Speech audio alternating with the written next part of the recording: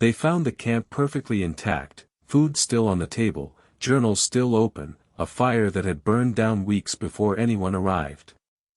The men were simply gone.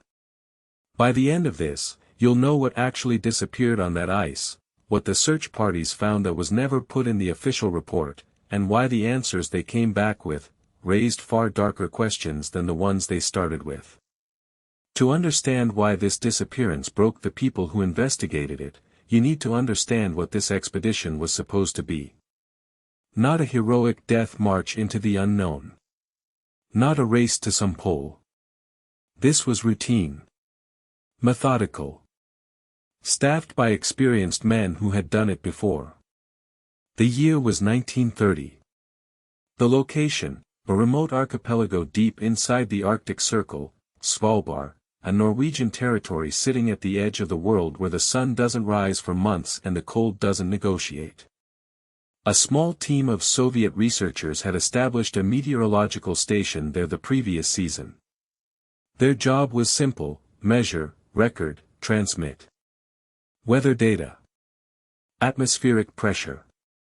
Ice patterns. They had enough food for 14 months. They had a radio. They had protocols. In the spring of 1930, when the supply ship finally cut through the thaw and pulled into the bay, no one came down to the shore. The station sat dark. The radio had been silent for weeks. The crew sent a small party up the ice. What they found stopped them in the doorway. Everything was in place. Cots. Instruments. Personal effects. The logbooks were open to recent entries. Meals had been started and never finished. Outside, the dog sleds were still tethered. The dogs were dead. Not from violence. From starvation. And the men were simply not there. The initial search covered the immediate area. They checked the shoreline. They checked the ice. They followed the dog sled tracks, which led out across the frozen bay, and simply ended. Not at a crack in the ice. Not at a slope. They just stopped. As if whatever was pulling the sled ceased to exist at a specific point on the map. The Soviet authorities were notified. This triggered something important, not just a rescue operation, but a political calculation. Because in 1930, the Soviet state was deeply sensitive about anything that suggested failure, chaos, or weakness within its borders or territories. An entire scientific crew vanishing without explanation was exactly the kind of story they did not want circulating. And here's where the official record starts to get thin. The search teams that were dispatched filed reports. Standard procedure. But when historians and researchers began pulling those files decades later, they found something strange. Several of the initial field reports, the raw, on-the-ground accounts from the first people to reach the station, were missing. Not damaged. Not misfiled. Missing. Replaced in some cases by brief administrative summaries that told you almost nothing. What remained in the record was enough to piece together a partial picture. But it was the gaps, the deliberate, clean, rectangular gaps where documents should have been, that told the most important story. But here's what they didn't tell you in the summaries. Among the documents that did survive, through archival accidents, through copies made by lower-level clerks who didn't know what they were handling, there are fragments. Partial field notes. A lieutenant's personal diary entry. A single photograph. The photograph shows the exterior of the station from about 40 meters away. And in the background, barely visible through the grain and the blur of the original print, there is a shape on the ice shelf behind the building. Not a man. Not an animal. A geometric shape. A perfect right angle cut into the snowpack, roughly 2 meters across. Researchers who have studied the photograph disagree on what it represents. Some say it's a collapsed supply cache. Some say it's a trick of light and shadow. But one Soviet geologist who reviewed the image in the 1970s wrote in his personal notes that were themselves only discovered in 2003, that the shape was consistent with an excavation. Something had been dug out of the ice. Or dug into it.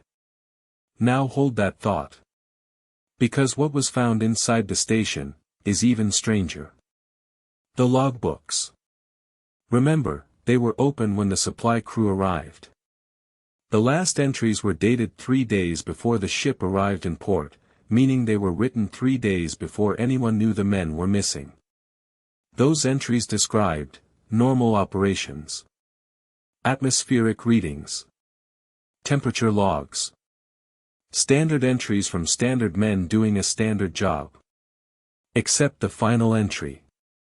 The final entry was different. It was written in a different hand than the assigned diarist. Shakier. Faster. And it wasn't a weather reading. It was a list of compass bearings. But before we get to what those bearings pointed to, you need to understand something about this station that the official record buried so deeply it took 70 years to surface. The station wasn't only a meteorological post. That was its official designation. Its cover designation.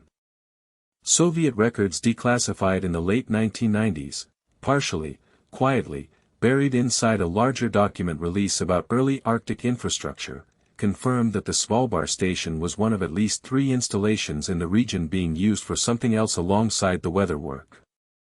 Signals monitoring. The early Soviet state was deeply interested in long-range radio phenomena in the Arctic, specifically a set of anomalous transmissions that had been detected intermittently since 1927. Signals that didn't match any known pattern. That seemed to originate not from any coast or vessel, but from specific coordinates on the open ice. The compass bearings in that final logbook entry pointed to one of those coordinates. 3 days later, the men were gone. The Soviet investigation, what little of it exists, never offered a cause. The official conclusion, buried in a single administrative paragraph, listed the disappearance as the result of, quote, environmental misadventure. No bodies. No further explanation. Case closed. But the signals didn't stop. Records show that Soviet monitoring equipment at other Arctic stations continued to log those same anomalous transmissions for another 4 years. Then those records stopped too. Not because the program ended. The program was expanded. The records were simply reclassified. What they were listening for, no one has formally said. What they found at those coordinates, no document currently available confirms. But the men who went out on that ice to look, never came back to say. What do you do with a story like this? Because here's what's verifiable, men disappeared. Documents were removed. The station served a classified function. The final log entry pointed toward coordinates tied to anomalous signals. And the official explanation was, nothing. 2 words in a paragraph that no one was supposed to read. The families of the crew were told the men died in an accident. No details. No remains. No memorial. In the Soviet system of 1930, that was often the end of a story. But the station itself was not decommissioned. New personnel were sent. The work continued. Whatever was out there on that ice was considered worth going back to. That is either deeply reassuring, or the most frightening sentence in this entire story. History doesn't always disappear by accident. Sometimes it's walked out of a filing cabinet by someone who knew exactly what they were doing, and exactly what they didn't want you to find. The Arctic has swallowed a lot of secrets. This one just happened to leave enough fingerprints behind to know something was taken. If this broke your brain a little, subscribe. We drop one of these every week. And next time, a hospital ship that vanished during World War II, only to reappear on radar 30 years later, 400 miles from where it sank.